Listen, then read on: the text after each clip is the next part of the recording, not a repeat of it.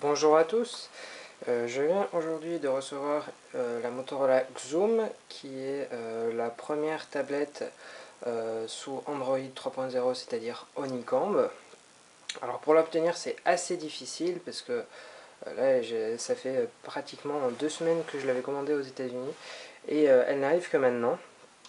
Alors pour l'obtenir en fait on peut uniquement passer par le Motorola Store, mais ça je vous l'explique dans l'article. Donc là la vidéo que je vais faire aujourd'hui ça va être un déballage dans un premier temps, puis assez rapidement une présentation de Honeycomb. Et en fait surtout l'objectif c'est que vous me posiez des questions pour que je vous y réponde dans les commentaires. Voilà, c'est parti. Il faut savoir que quand on achète une Motorola Xoom, il y a aussi une protection qui est donnée avec. Ça, on regardera juste après. Alors tout d'abord pour la Xoom, on ouvre logiquement. Hop, ça sera mieux comme ça. Donc tout d'abord, voici la tablette. Alors, donc on voit qu'il y a un film plastique dessus, qui même entoure toute la tablette. Donc déjà première chose, je vais l'enlever comme ça, ce sera fait.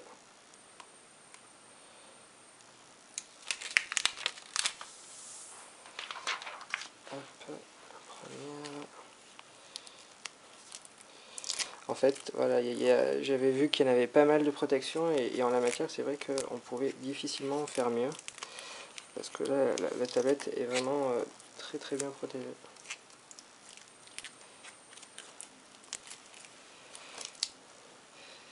Alors, dépêche-toi. Ce que je vais faire, c'est avant de vous montrer la suite de la boîte, pardon, avant de vous montrer la suite de la tablette plutôt, je vais vous montrer ce qu'il y a d'autre dans la boîte. Ça sera certainement, voilà, comme ça, ce sera fait. Voilà, un petit détail auquel je voulais regarder, c'est qu'il y a écrit Verizon sur la tablette, même si elle n'est pas achetée avec l'opérateur. Comme vous pouvez le voir tout en haut. Voilà. Maintenant, donc voilà la suite.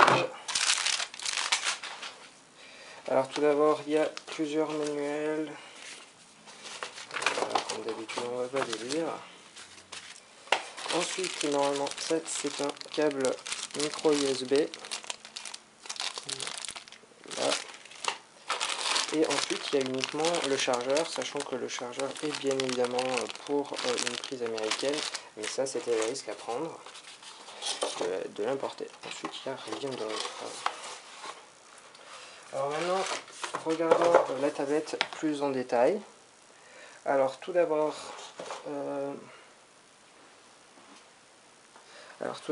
c'est à la fois une tablette sous Honeycomb et sous NVIDIA Tegra 2. Donc en fait c'est la première à sortir sous cette version-là. Et ce que je vous propose, c'est de faire rapidement un tour. Alors à l'avant, ici, il y a une caméra de type qui est de 2 mégapixels, caméra frontale. Juste à côté, ici, je ne sais pas si vous arrivez à le voir, il y a un capteur de luminosité. Juste au-dessus, un jack 3,5. Voilà. Ensuite, là sur le côté, il n'y a rien. En dessous, il y a à la fois le support pour le dock, micro USB, et je crois que c'est du mini HDMI. Ici, ce sont les touches de volume. Et par contre, là, j'avais oublié qu'ici, il y avait un emplacement. Voilà, c'est normalement pour mettre la carte SIM, la carte 4G. Mais normalement, en fait, ce que iFixit a découvert lorsqu'ils ont désossé la tablette, c'est qu'en fait, que la puce qu'il y avait était aussi compatible avec les réseaux 4G, les réseaux GSM, pardon. Donc ça voudrait dire que, mine de rien, elle est compatible avec nos réseaux. Ensuite, si on regarde à l'arrière, il y a une caméra de 5 mégapixels qui fait aussi du 720p en vidéo. Il y a un double flash LED, une enceinte ici et une enceinte là. Et assez bien foutu le bouton on-off qui est placé ici et qui en fait est plutôt pas mal parce que c'est un endroit qui gêne pas trop. Voilà, donc ça c'était pour le tour de la tablette. Maintenant, si je mets la fameuse protection que Motorola donne gratuitement, alors voilà, vous pouvez la voir. Tac. Et donc, ça donne ceci.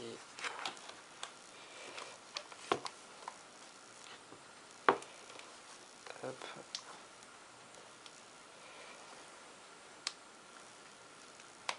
Voilà. Je suis pas doué de mes mains, ça se voit. Ensuite, maintenant, je vais vous démarrer la tablette pour voir en fait, ce que Honeycomb propose.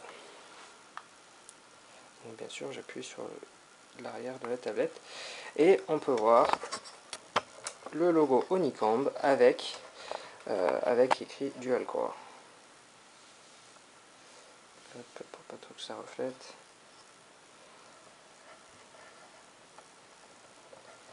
Alors voilà, donc elle est à la fois sous Tegra 2, elle a 1 Go de RAM, 32 Go de mémoire interne.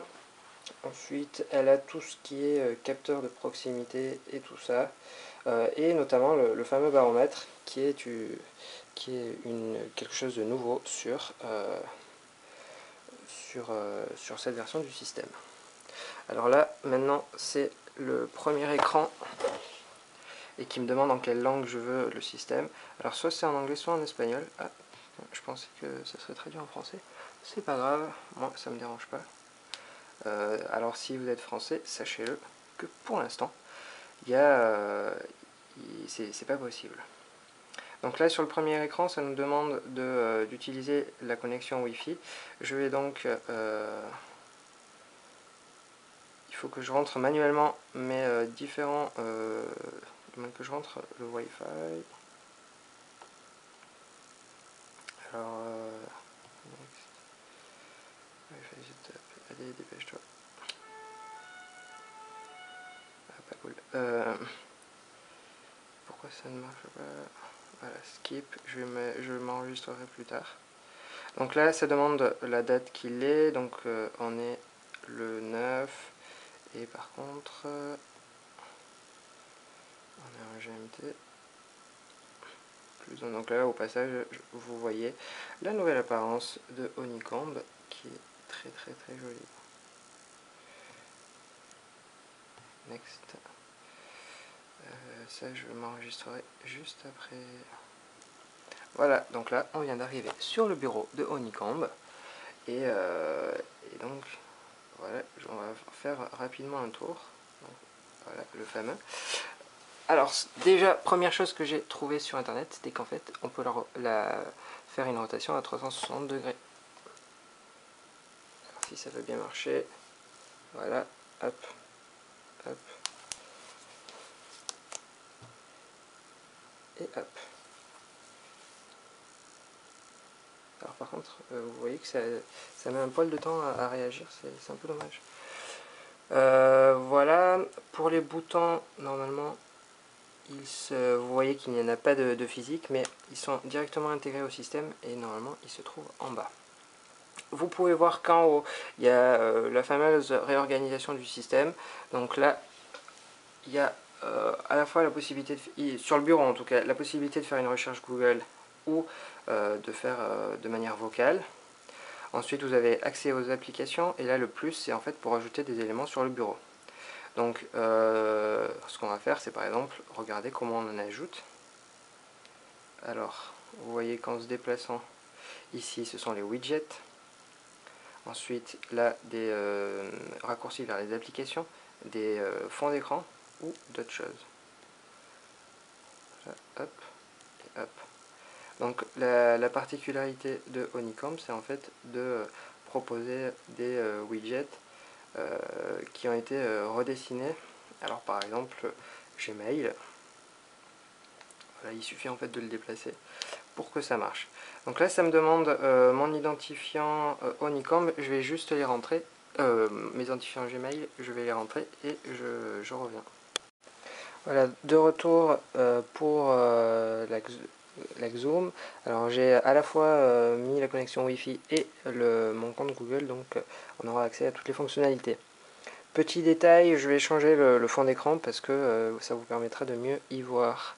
Donc pour ça, en fait, comme je vous ai montré tout à l'heure, le plus en haut, Wallpapers, et donc là je vais dans les fonds d'écran et je choisis celui que je veux. Immédiatement, ça a changé. J'appuie sur le petit bouton retour et voilà. Donc les boutons, c'est toujours retour, aller à l'accueil, et ça c'est ce qui permet pour le multitâche en fait. Donc là vous pouvez voir qu'on peut qu'il y a que j'avais ouvert le truc des options, le menu des options, qui se distingue donc en deux parties. Et alors, il n'y a pas franchement de choses qui changent entre les différents éléments. Voilà, donc je vais regarder. Voilà, il y a toujours le petit effet à la gingerbread. Voilà, donc vous pouvez voir qu'il n'y a en effet que l'espagnol et l'anglais. C'est un peu dommage. Mais on va faire comme. Alors ensuite, qu'est-ce qu'il y a d'autre à remarquer sur cet écran? Donc là, il n'y a rien de particulier. Hop, l'écran, le son, là, donc les connexions, applications, ça c'est les comptes qui sont synchronisés. La vie privée. Voilà, sachant qu'on a la possibilité de faire un... Voilà, donc on fait un backup sur mon compte. Au niveau du... voilà, là c'est un petit défaut qu'il y a sur Honeycomb et qui est assez dérangeant. C'est... pas sur Honeycomb, pardon, c'est sur la tablette plutôt. C'est en fait qu'il y a uniquement la possibilité d'utiliser la mémoire interne et pas le slot micro SD. Donc c'est un peu dommage, mais normalement en fait elle sera activée dans une prochaine version. Donc c'est le langage, l'accessibilité à propos de la tablette et l'heure. Donc ici il n'y a rien dans l'action bar, donc on revient sur le bureau.